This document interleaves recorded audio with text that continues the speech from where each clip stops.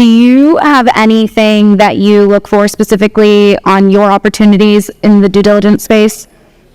So every deal is different, and we have a very strict, I want to say a proprietary process that we use. And so we have, it'll be in the beginning, like say someone in this room is like, hey, I want you to look at a fund. I'm going to say, absolutely, that sounds great. Send me over your PPM or tell me a little bit about your deck. You send it over. We look at it. We have an investment committee as well.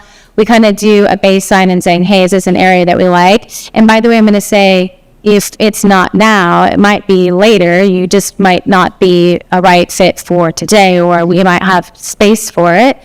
So just don't ever worry about that. But as far as the process, then we kind of dive in deep. We do look at the financials. We do have multiple calls.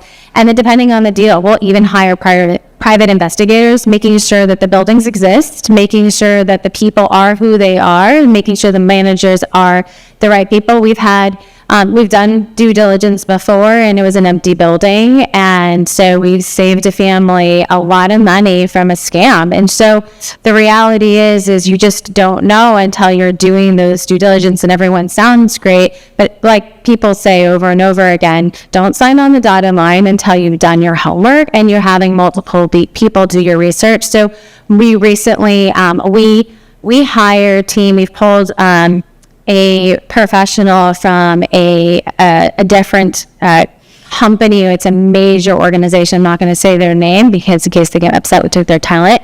But they also do the due diligence in-house as well. So sometimes what we do is we can work with a family and just partner with them on helping them look at due diligence and just making sure that what they're doing is good. Because at the end of the day, I personally know enough to be dangerous. I have experience. I came from experience of real estate in my family. You kind of know things as you are exposed to them, but there's so many other things what you don't know. And we're also that fiduciary as well. So at the end of the day, the buck stops with me because I am, my licenses are on the line. My job's on the line. This family's money is on the line. So at the end of the day, we want to make sure that they're taken care of.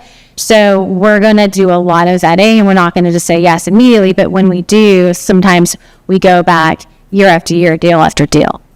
Great. No, you bring up a lot of good points. And we have one of our panel topics after lunch is doing live one-liner reviews.